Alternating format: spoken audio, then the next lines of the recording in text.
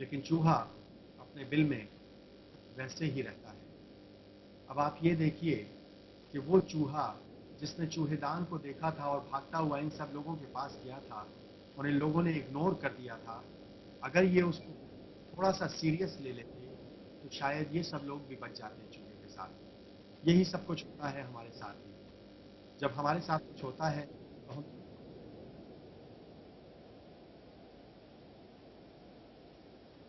हम ये कह देते हैं कि इससे हमारा क्या ताल्लुक, जिसका मसला है वो खुद निपट लेगा।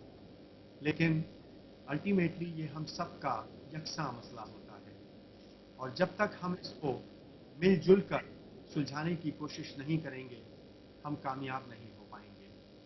अगर हमें कामयाबी चाहिए है तो हमें दूसरों पे ब्लेम करने की जगह हर ब्लेम को खुद लेना पड़ेगा, अपने गिरेबान में झांक के देखना पड़ेगा। लेकिन हमारा हमेशा से मसला ये रहा है कि हम अपने गिरेबान में झांकने की जगह, अपनी कोताहियों को देखने की जगह दूसरों को मोरद इल्ज़ाम ठहराते हैं, दूसरों में खामियां ढूंढते हैं। दो दोस्त होते हैं, इकट्ठा ग्रेजुएशन करते हैं, उसके बाद यूनिवर्सिटी जाते हैं, यूनिवर्सिटी से पास आउट होते हैं और नौकरी कर लेते हैं एक ही फर्म के अंदर। दोनों बहुत अच्छे दोस्त थे, दोनों को इकट्ठा नौकरी मिल जाती है, एक जैसी तनख्वाह होती है, मिस्टर ए और मिस्टर बी। मिस्टर ए की प्रमोशन हो जाती है, मैनेजर बन जाते हैं, और मिस्टर बी उसी पोजीशन पे रहते हैं। कुछ अरसे के बाद, 5-6 महीने इंतजार करने के बाद मिस्टर बी फैसला करते हैं जॉब रिजाइन कर देने का और मालिक के पास जाते हैं। पहले तो मालिक से शिकायत करते हैं कि हम दोनों दोस्त इकट्ठा इस कंपनी में आए थे, आपने उनको प्रमोट कर दिया और मुझे उसी मुकाम पर छोड़ दिया, तो मैं इस कंपनी से रिजाइन करना चाहता हूँ। कंपनी का जो मालिक होता है वो उनसे कहता है कि ठीक है, मैं आपका रेजिग्नेशन एक्सेप्ट कर लूँगा, लेकिन आप प्लीज़ एक काम कीजिए, ज़रा मार्केट में जाके देखिए कि क्या तरबूज मार्केट में अवेलेबल है। वो कहता है ये क्या बड़ी बात हुई, कहने लगा बस ये एक इम्तिहान है। कहता है ठीक है।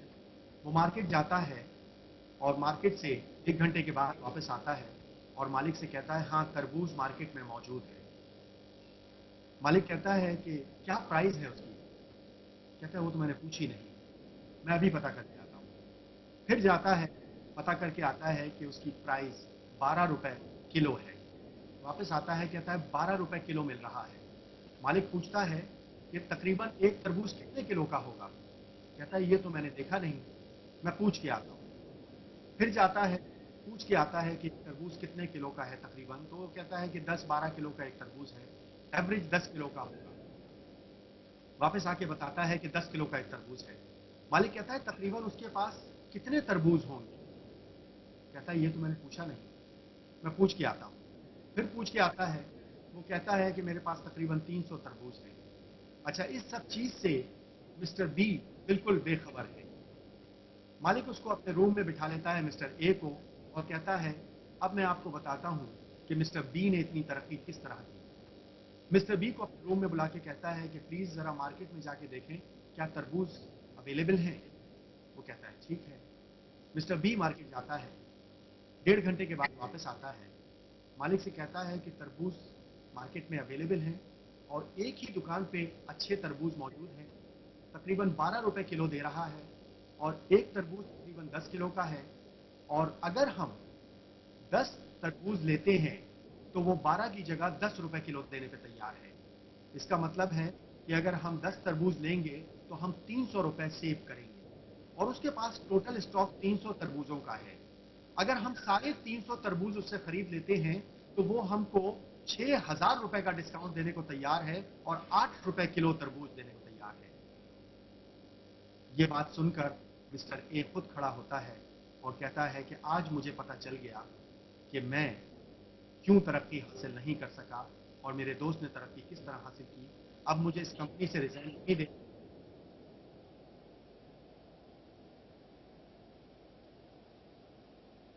अब मैं इस कंपनी से रिजाइन नहीं दूंगा, मैं इसी कंपनी में रह के काम करूंगा और सीखूंगा कि मैं अपने आप को किस तरीके से अप टू डेट रख सकता हूं और अपग्रेड कर सकता हूं। تو یہ ساری کوالٹیز ہم کو بھی اپنے اندر پیدا کرنی ہوگی، سیکھنے کی اور سمجھنے کی۔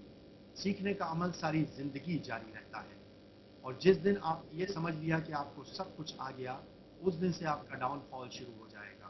اسی لیے میں نے ہمیشہ آپ سے کہا ہے کہ میں ہرگز اپنے آپ کو کامیاب نہیں تصور کرتا، کیونکہ جس دن میں نے اپنے آپ کو کامیاب تصور کر لیا، اس دن سے میری ناکامی کا سفر شروع ہو جائے گا۔ میں بھی اس کامیابی کے راستے پہ آپ لوگوں کے ساتھ ہوں، اور اسی لیے آپ کا ہاتھ پکڑ کے چل رہا ہوں اور چلتا رہوں گا، بیچ راہ میں نہیں چھوڑوں گا انشاءاللہ۔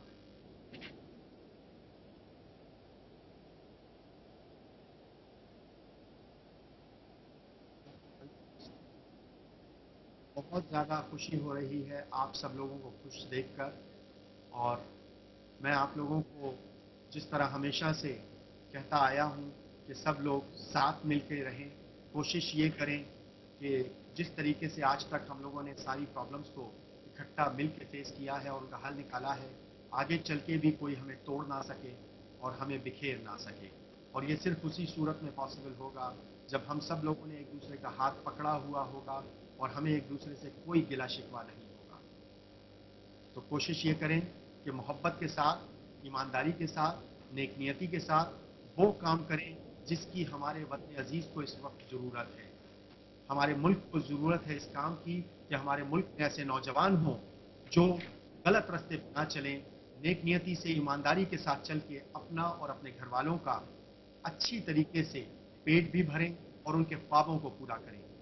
ہمیں اپنے نوجوانوں کے ہاتھ میں ہتھیار نہیں، اپنے نوجوانوں کے ہاتھ میں کامیابی کا وہ علم دیکھنا ہے جس کو دیکھ کے دنیا بھی کہہ اٹھے کہ باقی پاکستان بھی کچھ کر سکتا ہے، اور پاکستانی ہمیں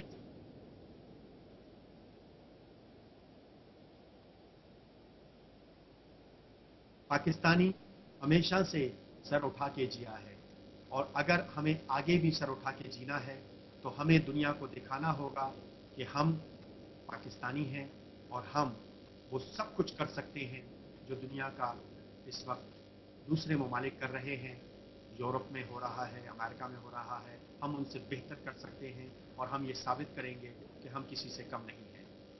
اس وقت میں خاص طور پہ اپنے ان سارے دوستوں کا تہہ دل سے شکر گزار ہوں جو اس وقت یہاں موجود ہیں، جس میں ہمارے عتیق بھائی ہیں، رعوف بھائی ہیں، خرم شیخ ہیں، خالد مولود صاحب ہیں، نہال سراج ہیں، فہد نذیر ہیں، یاسین یاسین ہیں، عثمان ہیں، زہیب خالد ہیں، نانا پاٹیکر